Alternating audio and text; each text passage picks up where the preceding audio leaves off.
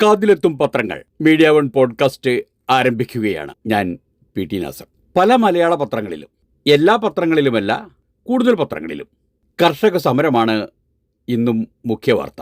മാതൃഭൂമി കർഷക സമരത്തെ ഓർമ്മിപ്പിക്കാൻ, അതുമായി ബന്ധപ്പെടുത്താൻ സമരരംഗത്തിരിക്കുന്ന ഒരു സിഖ് കർഷകന്റെ ചിത്രത്തോടൊപ്പം കേരളത്തിലെ കാർഷികോൽപ്പന്നങ്ങളുടെ വിലയിടിവാണ് മുഖ്യ വാർത്തയാക്കിയത്. സമരമുഖത്ത് വീണ്ടും കർഷക മരണമെന്ന് മാധ്യമം, വീണ്ടും കർഷക ഹത്യയെന്ന് സുപ്രഭാതം, ലാത്തിചാർജ്, കണ്ണീർ വാതകം, തോറ്റുതരില്ല എന്ന് സിറാജ്. ദീപികയ്ക്ക് 2 ഒന്നാം പേജുണ്ട്. ഒന്നിൽ കർഷക സമരമാണ്, എന്നാൽ പത്രത്തിൻ്റെ പുറത്തുള്ള 1-ാം പേജിൽ പരസ്യം കഴിച്ച് ബാക്കിയുള്ള ഇത്തിരി സ്ഥലത്ത് ബൈജൂസിൽ നിന്ന് ബൈജുവിനെ പുറത്താക്കിയതാണ് വാർത്ത. മലയാള മനോരമയിൽ അടിയാണ്, അകത്തും പുറത്തും അടി എന്ന് പറഞ്ഞ് മന്ത്രിയുടെ ഓഫീസിൽ നടന്ന അടിയും റോഡിൽ നടന്ന മറ്റൊരടിയും ചേർത്ത് ഒരു വാർത്ത. ഏതായാലും മാതൃഭൂമിയുടെ ലീഡ് വായിച്ചുകൊണ്ട് തുടങ്ങാം. കണ്ണീർ കൃഷി. ഒരാഴ്ചക്കിടെ കുരുമുളകിന് കുറഞ്ഞത് കിലോയ്ക്ക് 130 രൂപ. കശുവണ്ടിക്കും വൻ വിലയിടിവ്. കട്ടപ്പനയിൽ നിന്നും കാസർഗോഡ് നിന്നുമായിട്ടാണ് സ്വന്തം ലേഖകർ ഈ വാർത്തയെ കമ്പൈൽ ചെയ്തിരിക്കുന്നത്. നെല്ലിനും നാളികേരത്തിനുമൊപ്പം മലഞ്ചരക്ക് വിപണിയിലും വിലയിടിഞ്ഞതോടെ ദുരിതം ഇരട്ടിച്ച് കർഷകർ. കാർഷികോൽപ്പന്നങ്ങൾക്ക് താങ്ങുവില പ്രഖ്യാപിക്കണമെന്നാവശ്യപ്പെട്ട് രാജ്യത്ത് കർഷക സമരം പുകയുമ്പോൾ കേരളത്തിലും കർഷകർ കണ്ണീരിലാണ്. കുരുമുളക്, കശുവണ്ടി വില കുത്തനെ കുറഞ്ഞു. കിലോയ്ക്ക് 640 രൂപയായിരുന്ന കുരുമുളക് വില 510 രൂപയായാണ് താഴ്ന്നത്. കിലോയ്ക്ക് 124 രൂപ വിലയുണ്ടായിരുന്ന കശുവണ്ടിക്ക് കിട്ടുന്നത് 100 രൂപ മാത്രം. സീസണിൽ ഉൽപ്പാദനം ഉയർന്നതും ആഭ്യന്തര വിപണിയിൽ ആവശ്യക്കാർ കുറഞ്ഞതും സംഭരണ വില നിശ്ചയിക്കാത്തതുമാണ് വിലയിടിവിന് കാരണം.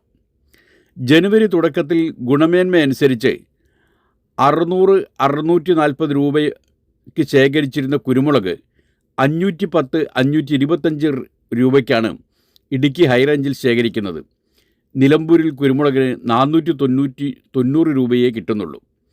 ഇരിട്ടിയിൽ 485-ഉം തളിപ്പറമ്പിൽ 490-ഉം വയനാട്ടിൽ 510-മായി വില ഇടിഞ്ഞു. വയനാടൻ കുരുമുളകിൽ കിൻഡലിന് ഒരാഴ്ച കൊണ്ട് കുറഞ്ഞത് 3000 രൂപയാണ്. കാലാവസ്ഥാ വ്യതിയാനം മൂലം ലിറ്റർ വെയ്റ്റ്, 1 ലിറ്റർ അളവ് പാത്രത്തിൽ ശേഖരിക്കുന്ന കുരുമുളകിൻ്റെ തൂക്കം ലിറ്റർ വെയ്റ്റ് കുറഞ്ഞതും വിലയിടിവിന് കാരണമായി വ്യാപാരികൾ പറയുന്നു. കശുവണ്ടി മേഖലയും കണ്ണീരിലാണ്. സംഭരണ വില നിശ്ചയിച്ച് കശുവണ്ടി ശേഖരിക്കാൻ സർക്കാർ നടപടി ഉണ്ടായിട്ടില്ല. മലഞ്ചരക്ക് വ്യാപാരികൾ തോന്നുന്ന വിലയ്ക്കാണ് വാങ്ങുന്നത്. എന്നിട്ടും കഴിഞ്ഞ വർഷം 124 രൂപ വരെ കിലോയ്ക്ക് ഉണ്ടായിരുന്നു. ഇത്തവണ അത് 100 രൂപയായി കുറഞ്ഞു. മനോരമയുടെ ലീഡ് പറഞ്ഞല്ലോ, അകത്തും പുറത്തും അടി എന്നാണ് മുഖ്യ തലക്കെട്ട്.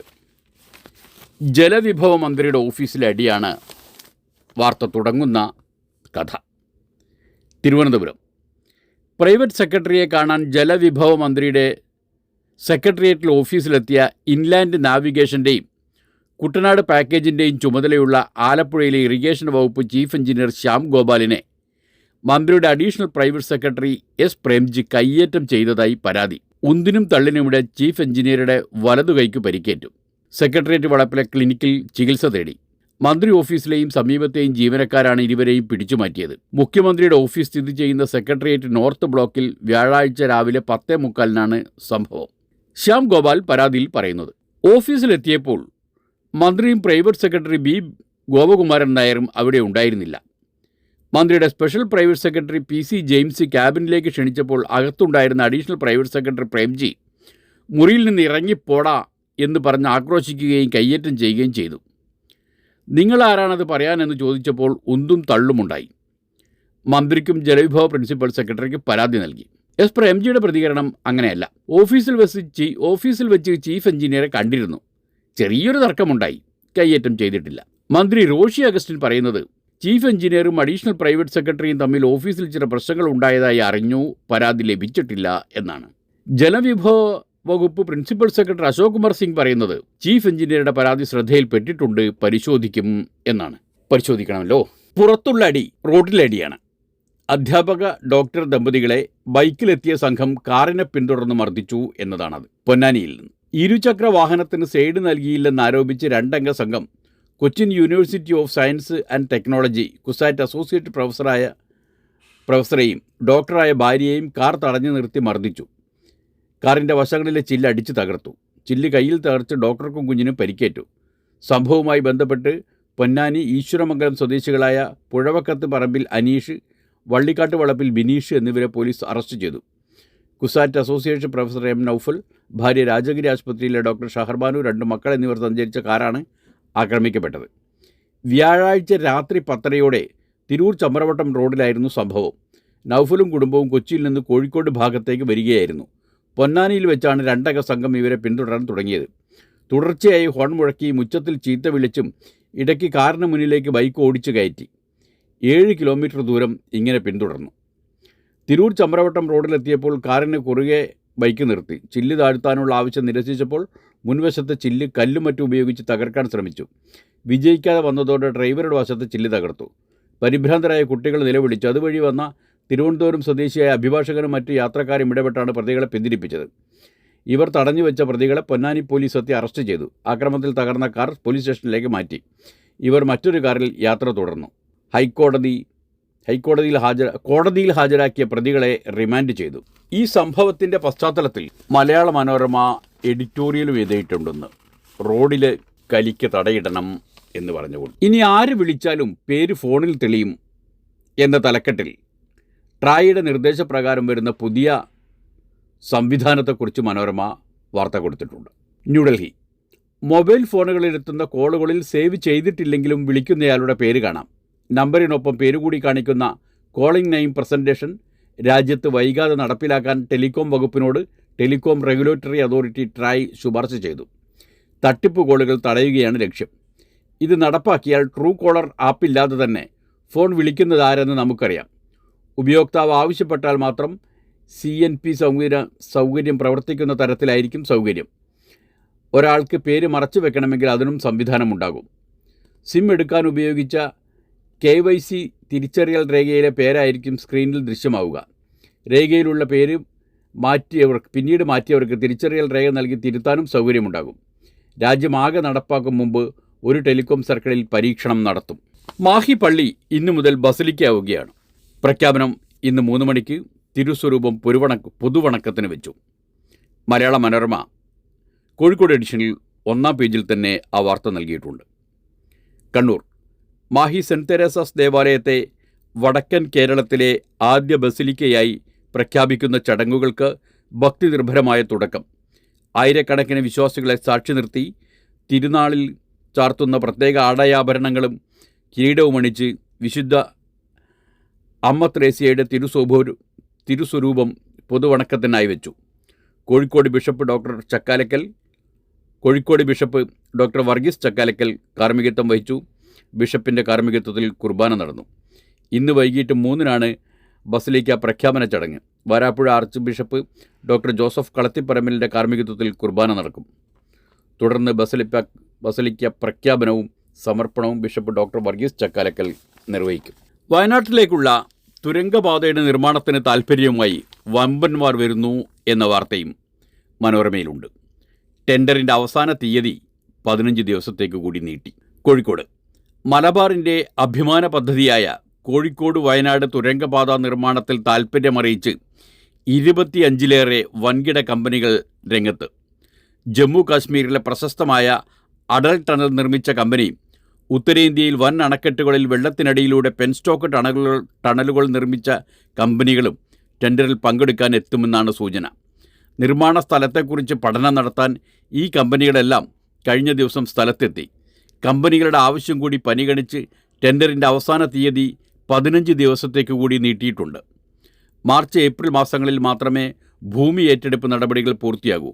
ഈ ഘട്ടത്തിൽ തന്നെ ടെൻഡർ നടപടികൾ പൂർത്തീകരിച്ച് കരാറിൽ ഏർപ്പെടാൻ കഴിഞ്ഞാൽ മൺസൂൺ സീസണിൽ ഉപകരണങ്ങൾ എത്തിച്ച് മഴക്കാലത്തിന് ശേഷം നിർമ്മാണം ആരംഭിക്കാമെന്ന പ്രതീക്ഷയിലാണ് നടപടികൾ മുന്നോട്ടു പോകുന്നത്. സമ്പന്നർക്കും ശക്തർക്കുമല്ല സർക്കാർ ഭൂമി നൽകേണ്ടത്, പാവപ്പെട്ടവർക്കാണ് എന്ന് കോടതി ഓർമ്മിപ്പിച്ചിരിക്കുന്നു. വയനാട്ടിൽ പള്ളിക്ക് നൽകിയ സർക്കാർ ഭൂമിയുടെ പട്ടയം റദ്ദാക്കിക്കൊണ്ടാണ് ഹൈക്കോടതി ഇങ്ങനെ പറഞ്ഞത്. മലയാള മനോരമയിൽ തന്നെ സംസ്ഥാനത്തു നിന്നുള്ള പ്രധാന വാർത്തകൾ നൽകുന്നവരുടെ വർത്തമാനം പേജിൽ 5-ാം പേജിൽ ഈ വാർത്തയുണ്ട്. കൊച്ചി. വൻതോതിൽ ഭൂമിയുള്ളവരെ പരിപോഷിപ്പിക്കാനുള്ളതല്ല ഭൂമി പതിച്ചു നൽകൽ നിയമവും ചട്ടങ്ങളുമെന്ന് ഹൈക്കോടതി.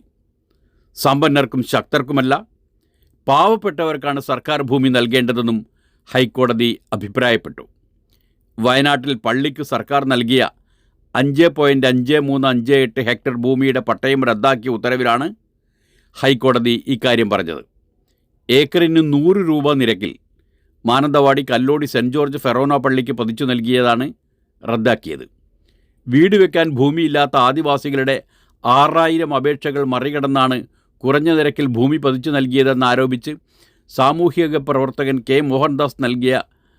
കെ മോഹൻദാസ് ഉൾപ്പെടെ നൽകിയ ഹർജിയിലാണ് ജസ്റ്റിസ് PV കുഞ്ഞികൃഷ്ണൻ്റെ ഉത്തരവ്.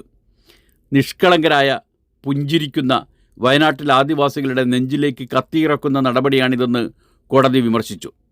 ഹർജിക്കാർ ഉൾപ്പെടെ ആദിവാസികളുടെ ഭരണഘടനാ അവകാശങ്ങൾ ലംഘിക്കുന്നതാണ് സർക്കാർ ഉത്തരവെന്നും വിലയിരുത്തി. പള്ളി അധികൃതർ സ്കൂളുകൾക്കും മറ്റ് കെട്ടിടങ്ങളും അവിടെ നിർമ്മിച്ചിട്ടുണ്ട്. പള്ളിയും സെമിത്തേരിയും സ്കൂളും നിലകൊള്ളുന്ന സ്ഥലം പള്ളി അധികൃതർ വിലക്ക് വാങ്ങാൻ താൽപ്പര്യമുണ്ടെങ്കിൽ സർക്കാരിന് അതിന് നടപടിയെടുക്കാമെന്നും കോടതി പറഞ്ഞു. പട്ടയത്തിനായി 1950 മുതൽ അപേക്ഷ നൽകിയിരുന്നതായി പള്ളി അധികൃതർ അറിയിച്ചു. 955 മുതൽ പള്ളി കൈവശം വെച്ചിരിക്കുന്ന സ്ഥലമാണെന്നും ഹയർ സെക്കൻഡറി സ്കൂൾ വരെ അവിടെയുണ്ടെന്നുമായിരുന്നു സർക്കാരിൻ്റെ വിശദീകരണം. 1971 മുൻപേ കയ്യേറിയ സ്ഥലമായതിനാൽ പട്ടയം നൽകൽ തടസ്സമില്ല. പട്ടികജാതി പട്ടികവർഗ വിഭാഗങ്ങളുടെ ഭൂമിയല്ല കയ്യേറിയത്. മതസ്ഥാപനങ്ങൾ കൈവശം വെച്ച ഭൂമി പതിച്ചു നൽകുന്നതിന് തടസ്സമില്ലെന്നും അറിയിച്ചു. എന്നാൽ 2015 3.04 കോടി രൂപ വിലയുണ്ടെന്ന് നിശ്ചയിച്ച ഭൂമിയാണ് ഏക്കറിന് 100 രൂപ ഈടാക്കി പട്ടയം നൽകാൻ സർക്കാർ തീരുമാനിച്ചതെന്ന് കോടതി വിലയിരുത്തി. 30 വർഷത്തിന് പള്ളിക്ക് പാട്ടത്തിന് നൽകാൻ നിർദ്ദേശിച്ച് റവന്യൂ വകുപ്പ് സെക്രട്ടറി 2015 മെയ് 5 ഉത്തരവിട്ടിരുന്നു. എന്നാൽ ഇത് പിൻവലിച്ച് റവന്യൂ പ്രിൻസിപ്പൽ സെക്രട്ടറി ഏക്കറിന് 100 രൂപ നിരക്കിൽ പട്ടയം നൽകാൻ നിർദ്ദേശിച്ച് 2015 മെയ് 23 ഉത്തരവിട്ടു. ഇത് രണ്ടും റദ്ദാക്കണമെന്നായിരുന്നു ഹർജിയിലെ ആവശ്യം. ഭൂമിയുടെ വിപണി വില 2 മാസത്തിനുള്ളിൽ കണക്കാക്കാനും ഈ വിലക്ക് വാങ്ങാൻ തയ്യാറാണോ എന്ന് പള്ളി വികാരിയോട് ആരായാനും ഹൈക്കോടതി നിർദ്ദേശിച്ചു. തീരുമാനമെടുക്കാൻ 1 മാസം നൽകണം. വിപണി വില നൽകി പള്ളി അധികൃതർ ഭൂമി വാങ്ങിയാൽ മുഴുവൻ തുകയും വയനാട്ടിലെ ആദിവാസികളുടെ ക്ഷേമത്തിന് സർക്കാർ വിനിയോഗിക്കണം. വാങ്ങാൻ തയ്യാറല്ലെങ്കിൽ 3 മാസത്തിനുള്ളിൽ ഒഴിപ്പിക്കണം. തുടർന്ന് നിയമപ്രകാരം ഭൂമി അർഹരായവർക്ക് നൽകണമെന്നും കോടതി നിർദ്ദേശിച്ചിട്ടുണ്ട്. ഏജൻസികൾ വഴി സമ്മർദ്ദ പിരിവ്, അതിനെക്കുറിച്ച് അന്വേഷിക്കണമെന്ന് കോൺഗ്രസ് ആവശ്യപ്പെട്ടതാണ് മാധ്യമം കർഷക സമരം കഴിഞ്ഞാൽ രണ്ടാമത്തെ വാർത്തയാക്കി നൽകിയിരിക്കുന്നത്. BJPക്ക് 335 കോടി രൂപ കിട്ടി. ധവളപത്രം ഇറക്കണമെന്നും ആവശ്യം. ന്യൂഡൽഹി. കേന്ദ്ര അന്വേഷണ ഏജൻസികളെ ഇറക്കിവിട്ട് 30 കമ്പനികളിൽ നിന്ന് സമ്മർദ്ദ പിരിവ് നടത്തിയിട്ടുണ്ടെന്നും ഇത്തരത്തിൽ BJPക്ക് 335 കോടി രൂപ കിട്ടിയതിനെക്കുറിച്ച് അന്വേഷണം നടത്തണമെന്നും കോൺഗ്രസ്. ധനമന്ത്രി നിർമ്മല സീതാരാമന് Congress general secretary KC Venugopal അന്വേഷണം ആവശ്യപ്പെട്ട് കത്തയച്ചു. BJPക്ക് കിട്ടിയ സംഭാവനയും CBI, എൻഫോഴ്സ്മെൻറ്റ് ഡയറക്ടറേറ്റ്, ആദായ നികുതി വകുപ്പ് എന്നിവയുടെ നടപടിയുമായി സംശയാസ്പദ ബന്ധമുണ്ടെന്ന് കത്തിൽ പറഞ്ഞു. സംഭാവന സംബന്ധിച്ച് തെരഞ്ഞെടുപ്പ് കമ്മീഷന് മുമ്പാകെയുള്ള രേഖകൾ മുൻനിർത്തിയാണ് ആരോപണം. കഴിഞ്ഞ 10 വർഷമായി രാഷ്ട്രീയ നേതാക്കൾക്കെതിരായ ED കേസുകളിൽ 4 ഇരട്ടി വർധനവുണ്ടായി. പ്രതിപക്ഷ നേതാക്കൾക്ക് നേരെയുള്ള കേസുകളാണ് 95%. ഇക്കാര്യങ്ങളെല്ലാം ചൂണ്ടിക്കാട്ടിയാണ് KC വേണുഗോപാലിൻ്റെ കത്ത്. മാധ്യമത്തിൽ നിന്ന് മറ്റൊരു വാർത്തയുള്ളത് സംസ്ഥാന വാർത്തകൾ നൽകുന്ന പേജിലുള്ള ഒരു പ്രധാനപ്പെട്ട വാർത്ത. വിദ്യാർത്ഥിനിയുടെ മരണം, കരാട്ടെ അധ്യാപകനെതിരെ കൂടുതൽ പീഡന പരാതികൾ എന്നതാണ്. മലപ്പുറം ജില്ലയിലെ എടവണ്ണപ്പാറയിൽ നിന്നാണ് വാർത്ത. ചാലിയാറിലെ വെട്ടത്തൂർ മുട്ടുങ്ങൽ കടവിൽ മരിച്ച നിലയിൽ കണ്ടെത്തിയ വിദ്യാർത്ഥിനിയുടെ ആത്മഹത്യയെന്ന് പോലീസ്.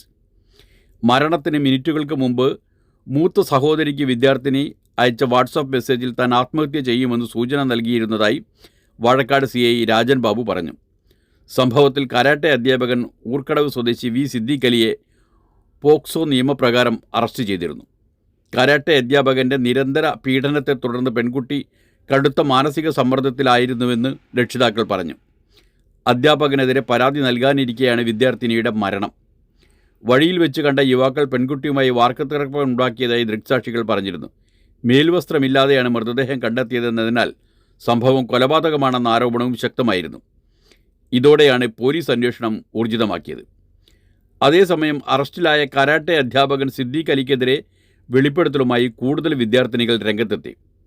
ഇയാളുടെ പീഡനത്തിനിരയായ കരാട്ടെ ക്ലാസ്സിലെ മുൻ വിദ്യാർത്ഥിനികളാണ് പരാതിയുമായി രംഗത്തെത്തിയത്. പരിശീലനത്തിൻ്റെ ഭാഗമെന്ന് പറഞ്ഞ അധ്യാപകൻ ദേഹത്ത് സ്പർശിക്കാറുണ്ടെന്നവർ പറഞ്ഞു. പീഡനം അസഹനീയമായപ്പോൾ പരിശീലനം മതിയാക്കി. അധ്യാപകനെതിരെ പരാതി നൽകിയിരുന്നെന്നും പെൺകുട്ടികൾ പറഞ്ഞു. നേരത്തെ മറ്റൊരു വിദ്യാർത്ഥിനിയുടെ പരാതിയിൽ കരാട്ടെ അധ്യാപകൻ പോക്സോ വകുപ്പ് പ്രകാരം അറസ്റ്റിലായിരുന്നു. കൂടുതൽ വിദ്യാർത്ഥിനികൾ പരാതിപ്പെട്ട സാഹചര്യത്തിൽ പോലീസ് ഇവരുടെ മൊഴിയെടുക്കുമെന്നാണ് സൂചന. വിദ്യാർത്ഥിനിയുടെ മരണത്തിൽ ദുരൂഹതയുണ്ടെന്നും പ്രതികളെ നിയമത്തിന് മുന്നിൽ കൊണ്ടുവരണമെന്നും ആവശ്യപ്പെട്ട് സമരവുമായി മുന്നോട്ടു പോകുമെന്നും ആക്ഷൻ കമ്മിറ്റി ഭാരവാഹികൾ പറഞ്ഞു.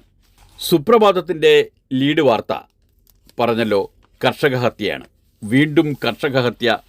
പോലീസ് നടപടിയിൽ ഒരു കർഷകൻ കൂടി മരിച്ചു എന്ന്. കർഷക സമരത്തിൻ്റെ വാർത്ത ഇന്ന് സുപ്രഭാതത്തിൽ നിന്ന് നോക്കാം. സമരത്തിനിടെ മരിച്ചവരുടെ എണ്ണം 5ആയി. ഹിസാറിൽ ലാത്തിചാർജ്. ന്യൂഡൽഹി. കർഷക സമരത്തിനെതിരായ പോലീസ് നടപടിയിൽ ഒരു കർഷകന് കൂടി ജീവൻ നഷ്ടമായി. പഞ്ചാബ് ബഠിൻഡ അമർഗഡ് സ്വദേശി ദർശൻ സിംഗ് 62 ആണ് മരിച്ചത്. കനോരിയിലാണ് സംഭവം. ഹരിയാന പോലീസിൻ്റെ കണ്ണീർ വാതക പ്രയോഗത്തെ തുടർന്ന് വ്യാഴാഴ്ച രാത്രി അസ്വസ്ഥത അനുഭവപ്പെട്ട ദർശൻ സമരവേദിയിൽ കുഴഞ്ഞു വീഴുകയായിരുന്നു. ഉടൻ ആശുപത്രിയിൽ എത്തിച്ചെങ്കിലും രക്ഷിക്കാനായില്ല.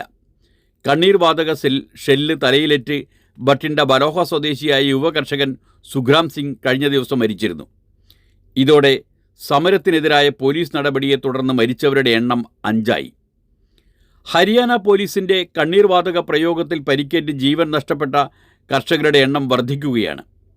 ഹരിയാന പോലീസാണ് ദർശൻ്റെ മരണത്തിന് ഉത്തരവാദിയെന്ന് ബഠിൻഡ MP ഹർസിമ്രത് കൗർ ബാദൽ പറഞ്ഞു. ഈ മാസം 13 മുതൽ സമരത്തിൽ സജീവമായിരുന്നു ദർശൻ സിംഗ്.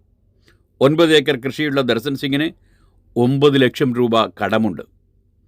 അതിനിടെ കനോരിയിലേക്ക് നീങ്ങാൻ ശ്രമിച്ച സമരക്കാർക്ക് നേരെ ഹിസാറിലെ ഖേരി ചോത്പയിൽ പോലീസ് ലാത്തിച്ചാർജ് നടത്തുകയും കണ്ണീർ വാതകം പ്രയോഗിക്കുകയും ചെയ്തു. ഇതിനു പിന്നാലെ കർഷക നേതാവ് സുരേഷ് കോത്ത് അടക്കമുള്ള കർഷകരെ പോലീസ് കസ്റ്റഡിയിലെടുത്തു. സമരക്കാർ തങ്ങളുടെ വാഹനം ആക്രമിച്ചതായി പോലീസ് പറഞ്ഞു. കർഷകൻ പോലീസിൻ്റെ കണ്ണീർ വാതക ഷെല്ലാക്രമണത്തിൽ ഖനോരിയിൽ മരിച്ചതിനെ തുടർന്ന് നിർത്തിവെച്ച ഡൽഹി ചലോ മാർച്ച് ഇന്ന് വീണ്ടും പുനരാരംഭിക്കും. സമരം കൂടുതൽ ശക്തമാക്കാനാണ് കർഷകരുടെ തീരുമാനം. സമരത്തിന് പിന്തുണയുമായി ഭാരതീയ ആദിവാസി പാർട്ടി രംഗത്ത് വന്നു. പോലീസ് നടപടിക്കെതിരെ കർഷകർ ഇന്നലെ കരിദിനം ആചരിച്ചു. അതിനിടെ സമരക്കാർക്ക് നേരെ കരിനിയമമായ ദേശീയ സുരക്ഷാ നിയമം പ്രയോഗിക്കുമെന്ന് പ്രഖ്യാപിച്ച ഹരിയാന പോലീസ് വിവാദമായതോടെ ആ പ്രഖ്യാപനം പിൻവലിച്ചു. ഡൽഹിയിൽ മാർച്ചിൽ പങ്കെടുക്കുന്നില്ലെങ്കിലും പഞ്ചാബിലെ സമരത്തിൽ പങ്കെടുക്കുമെന്ന് ഭാരതീയ കിസാൻ യൂണിയൻ ഉഗ്രഹാൻ വിഭാഗം പ്രഖ്യാപിച്ചു. സിറാജ് പത്രം ഗസയിലെ വാർത്ത 1-ാം പേജിലേക്ക് കാര്യമായി ശ്രദ്ധ കിട്ടുന്ന വിധത്തിൽ വിന്യസിച്ചിരിക്കുന്നു. ഗസ കൂട്ടക്കൊല തുടർന്ന് ഇസ്രായേൽ പാവ ഭരണകൂടം സ്ഥാപിക്കാൻ നിർദ്ദേശം എന്നാണ്. ഗസയിൽ നിന്നും ജെറൂസലേമിൽ നിന്നുള്ള വാർത്തകൾ കൂട്ടിച്ചേർത്ത് സിറാജ് ആ വാർത്ത വിന്യസിച്ചിരിക്കുന്നത് ഇങ്ങനെയാണ്. വെടിനിർത്തൽ ചർച്ച തുടരുന്നതിനിടെ മധ്യ ഗസയിൽ ഇസ്രായേൽ കൂട്ടക്കൊല. ദൈറുൽ ബലാഹിൽ ഇസ്രായേൽ സൈന്യം നടത്തിയ ആക്രമണത്തിൽ 40 പേർ കൊല്ലപ്പെട്ടു. 100-ലധികം പേർക്ക് പരിക്കേറ്റു. കൊല്ലപ്പെട്ടവരിൽ ഭൂരിഭാഗവും സ്ത്രീകളും കുട്ടികളുമാണ്. തെക്കൻ ഗസയിലെ റഫേൽ വീടുകൾക്ക് നേരെ മുന്നറിയിപ്പില്ലാതെ ആക്രമണം തുടരുകയാണെന്ന് അൽ ജസീറ റിപ്പോർട്ട് ചെയ്തു. തെക്കൻ മധ്യ ഗസയിൽ 24 മണിക്കൂറിനിടെ 100-ലേറെ പേരാണ് ഇസ്രായേൽ ആക്രമണത്തിൽ കൊല്ലപ്പെട്ടത്. അതേസമയം വെടിനിർത്തൽ കരാർ ചർച്ചകളുടെ ഭാഗമായി ഹമാസ് പ്രതിനിധി സംഘം ഈജിപ്ത് തലസ്ഥാനമായ കെയ്റോയിലെത്തി. ചർച്ചകൾക്കായി പ്രതിനിധി സംഘത്തെ അയക്കാൻ ഇസ്രായേൽ പ്രധാനമന്ത്രി ബെഞ്ചമിൻ നെതന്യാഹു തയ്യാറായിട്ടില്ല. എന്നാൽ ഈജിപ്തിൻ്റെയും ഖത്തറിൻ്റെയും മധ്യസ്ഥതയിൽ പാരീസിൽ നടക്കുന്ന ചർച്ചയിൽ ഇസ്രായേൽ പ്രതിനിധികളും പങ്കെടുക്കും. ഇതിനിടെ യുദ്ധാനന്തര ഗസയിൽ ഇസ്രായേലിന് പൂർണ്ണ നിയന്ത്രണമുള്ള പാവ ഭരണകൂടത്തെ നിയമിക്കാനുള്ള പദ്ധതിയുമായി നെതന്യാഹു രംഗത്തെത്തി. ജോർദാന് പടിഞ്ഞാറുള്ള അധിനിവിഷ്ട വെസ്റ്റ് ബാങ്കിലും ഗസയിലുമുള്ള ഭൂപ്രദേശം ഇസ്രായേലിൻ്റെ സംരക്ഷണത്തിലും നിയന്ത്രണത്തിലുമാക്കും. ഇസ്രായേലിൻ്റെ സുരക്ഷാ നിയന്ത്രണത്തിലാക്കും. ഗസയുടെ ഭരണത്തിനായി പ്രാദേശിക ഓഫീസുകൾ സ്ഥാപിക്കും. ഹമാസിന് പകരം ഈ ഓഫീസുകളായിരിക്കും ഗസയുടെ ഭരണം നടത്തുകയെന്ന് യുദ്ധകാല ക്യാബിനറ്റ് യോഗത്തിൽ അവതരിപ്പിച്ച പദ്ധതിയിൽ നെതന്യാഹു വ്യക്തമാക്കി. ഈജിപ്ത് ഗസ അതിർത്തിയിൽ ഇസ്രായേൽ സൈനിക സാന്നിധ്യം ഉറപ്പാക്കുമെന്നും നെതന്യാഹു ലക്ഷ്യമിടുന്നു. ഈജിപ്ത് ഗസ അതിർത്തിയിൽ ഇസ്രായേൽ സൈനിക സാന്നിധ്യം ഉറപ്പാക്കാനും നെതന്യാഹു ലക്ഷ്യമിടുന്നു. UN ഏജൻസിയായ UNRWA ഫലസ്തീനിൽ നിന്ന് പൂർണ്ണമായും ഇല്ലാതാക്കാനും നീക്കം നടത്തുന്നുണ്ട്. ഗസയിലെ ജനങ്ങൾക്ക് ഭക്ഷണവും അടിയന്തര ചികിത്സയും ഉൾപ്പെടെ ലഭ്യമാക്കുന്ന ഉണർവയെ ഇല്ലാതാക്കി ഇസ്രായേൽ നിയന്ത്രണത്തിലുള്ള സംഘടനകളെ കൊണ്ടുവരാനാണ് ആലോചിക്കുന്നത്. സംസ്ഥാനത്ത് മണൽ വാരൽ തുടങ്ങും എന്ന് നേരത്തെ തന്നെ റിപ്പോർട്ടുകൾ ഉണ്ടായിരുന്നു. അതിൻ്റെ വിശദാംശങ്ങൾ വ്യക്തമാക്കിക്കൊണ്ട് റവന്യൂ മന്ത്രി കെ രാജൻ നടത്തിയ പ്രസ്താവന മംഗളം കാര്യമായി തന്നെ നൽകിയിട്ടുണ്ട്. സംസ്ഥാനത്ത് മണൽ വാരൽ ഉടൻ തുടങ്ങും. ആദ്യ അനുമതി മലപ്പുറത്തുനിന്ന് റവന്യൂ മന്ത്രി കെ രാജൻ. കോഴിക്കോട് സംസ്ഥാനത്ത് മണൽ വാരൽ ഉടൻ പുനരാരംഭിക്കുമെന്ന് റവന്യൂ മന്ത്രി കെ രാജൻ. 32 നദികളിൽ സാൻഡ് ഓഡിറ്റിംഗ് നടത്തി. 8 ജില്ലകളിൽ ഖനന സ്ഥലങ്ങൾ കണ്ടെത്തി. ആദ്യ അനുമതി മലപ്പുറത്തിനാണ്. കടലുണ്ടി ചാലിയാർ പുഴകളിൽ മാർച്ച് അവസാനത്തോടെ ഖനനം നടത്തുമെന്ന് മന്ത്രി പറഞ്ഞു. 8 ജില്ലകളിൽ 1.25 കോടിയോളം മെട്രിക് ടൺ മണൽ ഇവിടങ്ങളിൽ നിന്ന് ലേലം ചെയ്യാമെന്നാണ് സാൻഡ് ഓഡിറ്റിങ്ങിൽ കണ്ടെത്തിയത്. 32 നദികളിൽ നടത്തിയ ഓഡിറ്റിങ്ങിൽ കൊല്ലം, തൃശൂർ, മലപ്പുറം, പാലക്കാട്, കണ്ണൂർ, കാസർഗോഡ്, പത്തനംതിട്ട, എറണാകുളം ജില്ലകളിലാണ് മണൽ ഖനന സാധ്യതയുള്ള നദികൾ. ഇതിൽ മലപ്പുറം ജില്ലയിലെ ഭാരതപ്പുഴ, കടലുണ്ടി, ചാലിയാർ നദികളിൽ മാർച്ചിൽ മണൽ വാരൽ തുടങ്ങും. 200 കോടിയാണ് പ്രതീക്ഷിക്കുന്ന വരുമാനം. കോഴിക്കോട്, ഇടുക്കി, കോട്ടയം ജില്ലകളിലെ നദികളിൽ മണൽ വാരലിന് സാധ്യതയില്ല. കലക്ടർ അധ്യക്ഷനാവുന്ന ജില്ലാതല സമിതികളിൽ പരിസ്ഥിതി തൊഴിലാളി സംഘടനാ പ്രതിനിധികൾ, തദ്ദേശ സ്ഥാപന പ്രതിനിധികൾ എന്നിവർ അംഗങ്ങളാവും. ജില്ലാ സമിതിക്ക് കീഴിൽ ഓരോ നദികളുമായും ബന്ധപ്പെട്ട തദ്ദേശ സ്ഥാപന അധ്യക്ഷൻ ചെയർമാനായുള്ള കടവ് കമ്മിറ്റികൾക്കാണ് മണൽ വാരി ലേലം ചെയ്യാനുള്ള ചുമതല. നദികളുടെ സംരക്ഷണത്തിനൊപ്പം സംസ്ഥാനത്ത് മണൽക്ഷാമത്തിനും ഒരു പരിധിവരെ പരിഹാരമാകുമെന്നും മന്ത്രി വ്യക്തമാക്കി. കേരള കൗമുദി പാഠഭാഗത്തിൽ സംവരണ വിരുദ്ധ ഭാഗം ഉൾപ്പെടുത്തിയ വാർത്തയെ ഇന്നും പിന്തുടരുന്നുണ്ട്. ഇന്നലെ വന്ന വാർത്തയുടെ ഫോളോ അപ്പ് ഇന്നിങ്ങനെയാണ്. തിരുവനന്തപുരം സാമുദായിക സംവരണം വർഗീയ വിപത്താണെന്നും പകരം സാമ്പത്തിക സംവരണം ഏർപ്പെടുത്തണമെന്നുമുള്ള +1 ഹ്യൂമാനിറ്റീസ് പാഠപുസ്തകത്തിലെ പരാമർശം തിരുത്താൻ പൊതുവിദ്യാഭ്യാസ മന്ത്രി വി ശിവൻകുട്ടി SCERTക്ക് കർശന നിർദ്ദേശം നൽകി. അടുത്ത അധ്യയന വർഷത്തെ പുസ്തകത്തിൽ ഈ തെറ്റ് തിരുത്തുമെന്ന് അദ്ദേഹം വാർത്താസമ്മേളനത്തിൽ വിശദീകരിച്ചു. +1 പുസ്തകത്തിൽ നിയമവിരുദ്ധ പരാമർശം എന്ന തലക്കെട്ടിൽ കേരള കൗമുദി ഇന്നലെ പ്രസിദ്ധീകരിച്ച മുഖ്യവാർത്തയുടെ പശ്ചാത്തലത്തിലാണ് മന്ത്രിയുടെ ഇടപെടൽ. പാഠഭാഗത്തിലുള്ള അഭിപ്രായം സർക്കാരിൻ്റെ നിലപാടല്ല, അതിനോട് യോജിക്കുന്നുമില്ല. പിശക് സംഭവിച്ചിട്ടുണ്ട്, അത് തിരുത്തും. സംവരണം സംബന്ധിച്ച് ഭരണഘടന അനുശാസിക്കുന്ന നിലപാടായിരിക്കും സർക്കാർ സ്വീകരിക്കുക. +1 സ്റ്റേറ്റ് സിലബസ് ഹ്യൂമാനിറ്റീസ് കോഴ്സിനു വേണ്ടി 2016 തയ്യാറാക്കിയ സോഷ്യൽ വർക്ക് പാഠപുസ്തകങ്ങൾ സ്കൂളുകളിൽ പഠിപ്പിക്കുന്നത്. 8 വർഷമായി പഠിപ്പിച്ചുകൊണ്ടിരിക്കുന്ന പുസ്തകത്തിലെ പിശക് കേരള കൗമുദി ചൂണ്ടിക്കാണിച്ചപ്പോഴാണ് ശ്രദ്ധയിൽപ്പെട്ടത്. ഉടൻ ആവശ്യമായ തിരുത്തലുകൾ നിർദ്ദേശിച്ചു. കേരളത്തിലെ ഹയർ സെക്കൻഡറി മേഖലകളിൽ ഇംഗ്ലീഷ് മീഡിയം പാഠപുസ്തകങ്ങൾ മാത്രമാണ് ഉപയോഗിച്ചിരുന്നത്. കുട്ടികൾക്ക് മാതൃഭാഷയിൽ പഠിക്കാൻ സൗകര്യമൊരുക്കുന്നതിന് വേണ്ടിയാണ് 2016 യാതൊരു മാറ്റവുമില്ലാതെ പുതിയ മലയാളത്തിലേക്ക് പരിഭാഷപ്പെടുത്തിയത്. ഇത്തരത്തിൽ തയ്യാറാക്കിയ മലയാളം പാഠപുസ്തകങ്ങൾ NCERT വെബ്സൈറ്റിലാണ് നൽകിയിട്ടുള്ളതെന്നും മന്ത്രി വിശദീകരിച്ചു. വാർത്ത ഷോക്കായി, സർക്കാർ ഉണർന്നു എന്ന് കേരള കൗമുദി ഇതേപ്പറ്റി അഭിപ്രായപ്പെട്ടിട്ടുണ്ട്.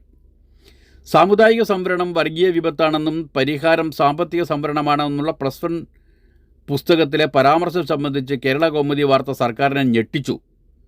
പാർലമെൻറ്റ് തിരഞ്ഞെടുപ്പ് അടുത്തിരിക്കെ വിഷയം ഇടതു സർക്കാരിൻ്റെ പ്രതിച്ഛായയെ ബാധിക്കുമെന്നും പിന്നാക്ക പട്ടിക വിഭാഗങ്ങൾക്കിടയിൽ തെറ്റായ സന്ദർശനം നൽകുമെന്നും വിലയിരുത്തലുണ്ടായി. അതുകൊണ്ടാണ് തിരുത്തൽ നടപടിയെടുത്തത് എന്ന് കൗമുദി പറയുന്നു.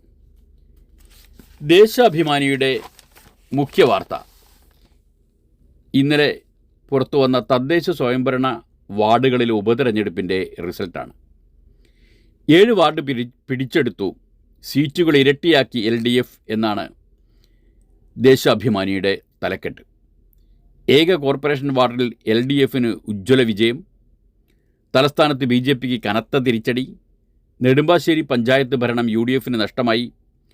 UDF വിജയിച്ച 10-ൽ 6 മുസ്ലിം ലീഗിന് കുപ്രചരണങ്ങൾ ജനങ്ങൾ തള്ളി. എങ്ങനെ പോകുന്നു?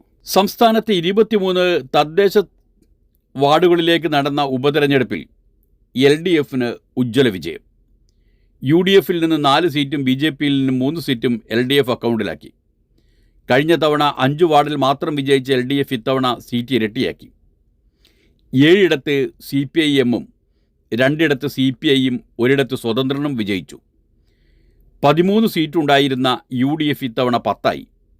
4 സീറ്റുകളിലും BJPക്ക് മുമ്പിലായി. 4 സീറ്റുണ്ടായിരുന്ന BJPക്ക് 3ആയി.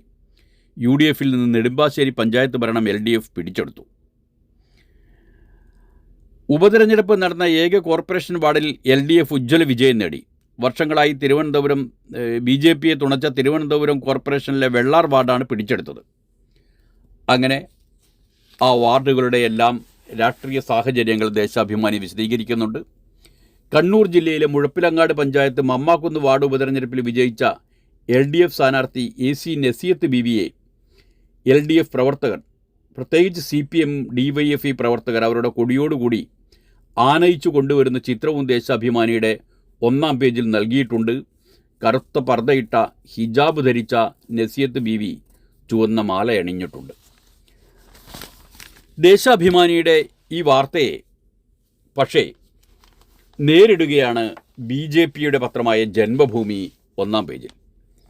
ഒരുപാട് സ്ഥലത്ത് BJP ജയിച്ചു എന്നവകാശപ്പെട്ടതുകൊണ്ടല്ല, മട്ടന്നൂർ നഗരസഭയിൽ BJPക്ക് ചരിത്ര വിജയം എന്ന വാർത്ത 1-ാം പേജിൽ വിന്യസിച്ചുകൊണ്ടാണ് ജന്മഭൂമി വരുന്നത്. കണ്ണൂർ തദ്ദേശ സ്ഥാപനങ്ങളിലേക്ക് നടന്ന ഉപതെരഞ്ഞെടുപ്പിൽ മട്ടന്നൂർ നഗരസഭയിൽ BJP ചരിത്ര വിജയം നേടി. നഗരസഭ രൂപം കൊണ്ടതിനു ശേഷമുള്ള BJPയുടെ ആദ്യ വിജയമാണിത്. 29-ാം വാർഡായ മട്ടന്നൂർ ടൗൺ വാർഡിൽ നിന്നാണ് BJP സ്ഥാനാർത്ഥി A മധുസൂദനൻ 72 വോട്ടുകളുടെ ഭൂരിപക്ഷത്തിന് ജയിച്ചത്. മധുസൂദനൻ 395 വോട്ടുകൾ നേടി. UDFിൻ്റെ KV ജയചന്ദ്രന് 323 വോട്ട് കിട്ടി. 3-ാം സ്ഥാനത്തെത്തിയ LDF സ്വതന്ത്ര സ്ഥാനാർത്ഥി അമൽ മണിക്ക് 103 വോട്ടും ലഭിച്ചു. 2 സ്വതന്ത്ര സ്ഥാനാർത്ഥികളും ഉണ്ടായിരുന്നു. ഇവർക്ക് 6 വോട്ടുകൾ ലഭിച്ചു. BJPക്ക് വ്യക്തമായ മേൽക്കൈയുള്ള വാർഡിൽ തെരഞ്ഞെടുപ്പുകളിൽ BJPയെ പരാജയപ്പെടുത്താനായി UDFും LDFും ഒന്നിച്ചിരുന്നു. എന്നാൽ ഇത്തവണ ജനങ്ങൾ BJPക്ക് മികച്ച വിജയം സമ്മാനിച്ചു. ഡെപ്യൂട്ടി കലക്ടറായി വിരമിച്ച മധുസൂദനൻ ജനപ്രിയനായ പൊതുപ്രവർത്തകനാണ്. ടൗൺ വാർഡിൽ കഴിഞ്ഞ തവണയും മധുസൂദനായിരുന്നു BJPയുടെ സ്ഥാനാർത്ഥി. UDF കൗൺസിലർ KV പ്രശാന്തിൻ്റെ നിര്യാണത്തെ തുടർന്നാണ് ഉപതെരഞ്ഞെടുപ്പ് നടന്നത്. കഴിഞ്ഞ തവണ പ്രശാന്തിൻ്റെ ഭൂരിപക്ഷം 12 വോട്ടായിരുന്നു. പ്രശാന്തിന് 343 വോട്ട് ലഭിച്ചപ്പോൾ A മധുസൂദനൻ 333 വോട്ടുമായി 2-ാം സ്ഥാനത്തും ഇടത് സ്വതന്ത്ര ശ്രീമതി 83 വോട്ടുമായി 3-ാം സ്ഥാനത്തുമായിരുന്നു.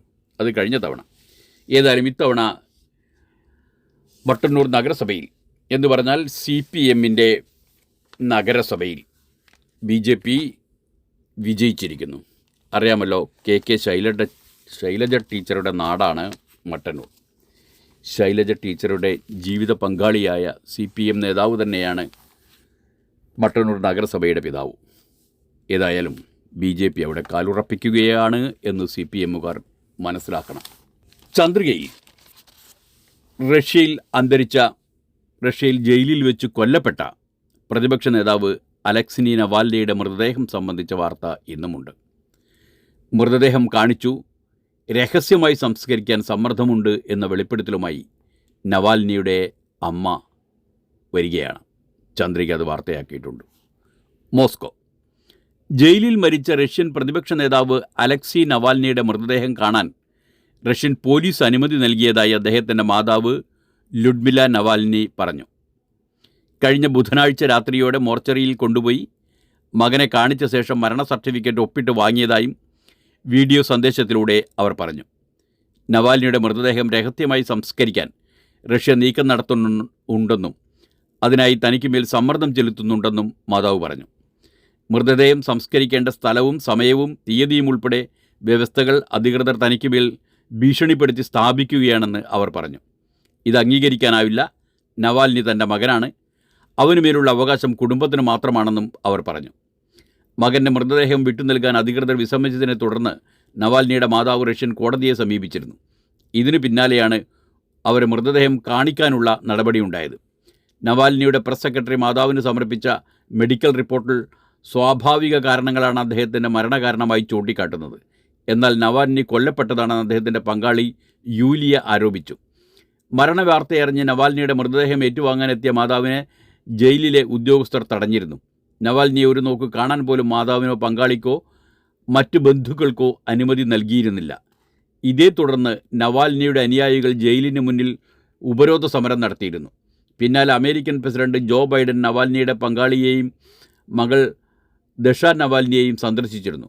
റഷ്യൻ പ്രസിഡന്റ് വ്ളാഡിമിർ പുടിൻ്റെ കടുത്ത വിമർശകനും പ്രതിപക്ഷ നേതാവുമായ അലക്സി നവാൽനി കഴിഞ്ഞ വെള്ളിയാഴ്ചയാണ് ജയിലിൽ മരിച്ചത്. 40കാരനായ നവാൽനിയെ തീവ്രവാദം ഉൾപ്പെടെയുള്ള കുറ്റങ്ങൾ ചുമത്തിയാണ് അറസ്റ്റിലാക്കിയത്. പറഞ്ഞല്ലോ, ദീപികയുടെ 2 ഒന്നാം പേജുകളിൽ ഒന്നിൽ കർഷക സമരവും ഒന്നിൽ ബൈജൂസിൽ നിന്ന് ബൈജു പുറത്തായതുമാണ് വാർത്ത. ആ വാർത്ത നോക്കാം. അസാധാരണ യോഗം ചേർന്ന് ബൈജൂസിലെ നിക്ഷേപകർ, ബൈജു പുറത്ത്. ബാംഗ്ലൂരു. എഡ്ടെക്സ്റ്റ് സ്റ്റാർട്ടപ്പായ ബൈജൂസിൻ്റെ സ്ഥാപകനും സിഇഒയുമായ ബൈജു രവീന്ദ്രനെ കമ്പനിയുടെ നേതൃസ്ഥാനത്ത് നിന്ന് പുറത്താക്കിയ നിക്ഷേപകർ. ഇന്നലെ ചേർന്ന നിക്ഷേപകരുടെ അടിയന്തര പൊതുയോഗത്തിലാണ് നടപടി. 60% ഓഹരി ഉടമകളും ബൈജു രവീന്ദ്രനെ പുറത്താക്കുന്നതിനായി കൊണ്ടുവന്ന പ്രമേയത്തെ അനുകൂലിച്ചതായാണ് സൂചന. ബൈജു രവീന്ദ്രനെയും കുടുംബത്തെയും കമ്പനിയിൽ നിന്ന് പുറത്താക്കുന്നതിനാണ് നിക്ഷേപകരുടെ അടിയന്തര യോഗം ചേർന്നത്. നിക്ഷേപകരിൽ നിന്നൊരു വിഭാഗം ബൈജു രവീന്ദ്രനെ പുറത്താക്കണമെന്നാവശ്യപ്പെട്ട് മുന്നോട്ട് വെച്ച പ്രമേയം ഓൺലൈൻ യോഗത്തിൽ ചർച്ചയായി. ബൈജു രവീന്ദ്രൻ്റെ കെടുകാര്യസ്ഥതയും പരാജയങ്ങളും ചൂണ്ടിക്കാട്ടിയായിരുന്നു നിക്ഷേപകരുടെ നീക്കം. കമ്പനിയുടെ നേതൃത്വത്തിലുള്ള ബൈജു രവീന്ദ്രൻ, ഭാര്യയും സഹസ്ഥാപകവുമായ ദിവ്യ ഗോകുൽനാഥ്, ബൈജുവിൻ്റെ സഹോദരൻ റിജു എന്നിവർ യോഗത്തിൽ പങ്കെടുത്തിരുന്നില്ല. യോഗ തീരുമാനത്തിന് സാധുതയില്ലെന്ന് അവർ പ്രതികരിച്ചു. രാവിലെ 9 ആരംഭിക്കാൻ നിശ്ചയിച്ചിരുന്ന അടിയന്തര യോഗം കമ്പനിയിലെ ജീവനക്കാരടക്കമുള്ള ചിലരുടെ ആവശ്യത്തെ തുടർന്ന് 1 മണിക്കൂർ വൈകിയാണ് തുടങ്ങിയത്. യോഗ തീരുമാനം മാർച്ച് 13 വരെ നടപ്പാക്കില്ല. എതിർപ്പുള്ള നിക്ഷേപകർക്കെതിരെ ബൈജു രവീന്ദ്രൻ ഫയൽ ചെയ്ത ഹർജി കർണാടക ഹൈക്കോടതിയുടെ പരിഗണനയിലിരിക്കുന്നതാണ് ഇതിനു കാരണം. അതേസമയം അടിയന്തര പൊതുയോഗം സ്റ്റേ ചെയ്യണമെന്ന ആവശ്യം ഹൈക്കോടതി നിരസിച്ചിരുന്നു. ബൈജൂസിൽ 32% ഓഹരി നിക്ഷേപകരുടെ കയ്യിലാണെന്ന് ബൈജൂസിൽ 32% ഓഹരി നിക്ഷേപകരുടെ കയ്യിലാണെന്ന് ചൂണ്ടിക്കാട്ടിയാണ് ഹൈക്കോടതി സ്റ്റേ ആവശ്യം തള്ളിയത്. ബൈജു രവീന്ദ്രനും കുടുംബത്തിനും കമ്പനിയിൽ 26.3% ഓഹരിയാണുള്ളത്. വ്യാഴാഴ്ച ബൈജൂസിലെ 4 നിക്ഷേപകർ ബൈജു രവീന്ദ്രനെ പുറത്താക്കി പുതിയ സിഒഒയെയും ബോർഡിനെയും നിയമിക്കണമെന്നാവശ്യപ്പെട്ട് ദേശീയ കമ്പനി നിയമ ട്രൈബ്യൂണലിൽ ഹർജി ഫയൽ ചെയ്തിരുന്നു. ബൈജൂസിൻ്റെ അക്കൗണ്ടുകൾ പരിശോധിക്കണമെന്നും അവർ ഹർജിയിൽ ആവശ്യപ്പെട്ടു. പ്രൊസസ്, GA, സോഫിന, PKXU എന്നീ കമ്പനികളാണ് പരാതിക്കാർ. സമീപകാലത്ത് ഇന്ത്യയിൽ ഉയർന്നു വന്ന ഏറ്റവും മികച്ച സ്റ്റാർട്ടപ്പുകളിൽ ഒന്നായ ബൈജൂസ് കഴിഞ്ഞ 1 വർഷത്തിനിടയിലൂടെയാണ് വൻ തകർച്ചയിലേക്ക് കൂപ്പുകുത്തിയത്. സാമ്പത്തിക കെടുകാര്യസ്ഥതയെ തുടർന്ന് കടം തിരിച്ചടവ് മുടങ്ങിയതിനോടൊപ്പം മറ്റു നിയമ നടപടികളും ഓഡിറ്ററുടെ രാജിയും കമ്പനിയെ പ്രതികൂലമായി ബാധിച്ചു എന്ന് ദീപിക എടുത്തു കാണിക്കുന്നു. 2022 $22,000 കോടി മൂല്യമുണ്ടായിരുന്ന കമ്പനിക്ക് ഇന്ന് വെറും $20 കോടി മൂല്യം. EGM വിളിക്കാൻ ആവശ്യപ്പെട്ട ദക്ഷിണേന്ത്യൻ കമ്പനിയായ പ്രോസസ്സിന് ബൈജൂസിൽ 9.10% ഓഹരിയുണ്ട്. PKXക്ക് 7%, ജനറൽ അറ്റ്ലാന്റിക്കിന് 6%, സോഫിനയ്ക്ക് 5.7%, ചാൻ സുക്കാർബർഗ് ഇനിഷ്യേറ്റീവിന് 2.4%, ഓൾ വെഞ്ചേഴ്സിന് 1.3%മാണ് ബൈജൂസിൽ ഓഹരിയുള്ളത്. എല്ലാം കഴിയുന്നതിന് മുൻപ് വീക്ഷണത്തിലേക്കൊന്ന് നോക്കാം. കൗതുകമുണർത്തുന്ന ഒരു വാർത്തയുണ്ടതിൽ. വാർത്തയ്ക്കൊപ്പം ഒരു ചിത്രവുമുണ്ട്. രാജീവ് ഗാന്ധിയുടെ തോളിൽ കൈയിട്ട് നിൽക്കുന്ന കമൽനാഥിൻ്റെ ചിത്രം. അഭ്യൂഹങ്ങൾക്ക് വിരാമമിട്ട് കമൽനാഥ് രാഹുലിനോടൊപ്പം എന്നാണ് വീക്ഷണം നൽകിയിരിക്കുന്ന തലക്കെട്ട്. ഭോപ്പാൽ. BJPയിലേക്ക് പോകുന്നതായുള്ള അഭ്യൂഹങ്ങളെ തള്ളി കമൽനാഥ്. രാഹുൽ ഗാന്ധിയെ നമ്മുടെ നേതാവെന്ന് വിശേഷിപ്പിച്ചും ഭാരത് ജോഡോ ന്യായ് യാത്രയ്ക്ക് സ്വാഗതമോദിയും കമൽനാഥ് അഭ്യൂഹങ്ങൾക്ക് വിരാമമിട്ടു. ഭാരത് ജോഡോ യാത്ര മധ്യപ്രദേശിൽ പ്രവേശിക്കുമ്പോൾ കോൺഗ്രസ് പ്രവർത്തകരും ജനങ്ങളും അതിൻ്റെ ഭാഗമാകണമെന്ന് കമൽനാഥ് എക്സിൽ കുറിച്ചു. ഭാരത് ജോഡോ ന്യായ് യാത്രയിൽ പരമാവധി പേർ പങ്കാളികളായി രാഹുൽ ഗാന്ധിയുടെ ശക്തിയും ധൈര്യവുമാക്കണമെന്നും അനീതിക്കെതിരെ മഹത്തായ യാത്രയ്ക്കൊപ്പം ഒത്തൊരുമിച്ച് വിജയിപ്പിക്കാമെന്നും കമൽനാഥ് എക്സിൽ കുറിച്ചു. അതായത് BJPക്ക് വേണ്ട എന്ന് മധ്യപ്രദേശിലെ BJP മന്ത്രിമാർ പറഞ്ഞതിനു ശേഷം കമൽനാഥ് കോൺഗ്രസിൽ ഉറച്ചു നിൽക്കുകയാണ് എന്നർത്ഥം. ഏതായാലും ഈ സന്തോഷമുളവാക്കുന്ന കൗതുക വാർത്ത അല്ലെങ്കിൽ കൗതുകമുളവാക്കുന്ന സന്തോഷ വാർത്ത കണ്ടുകൊണ്ട് ഇന്നത്തെ വാർത്തകളും അവലോകനങ്ങളും അവസാനിക്കുകയാണ്. ഇനി നാളെ കേൾക്കാം. നന്ദി, നമസ്കാരം.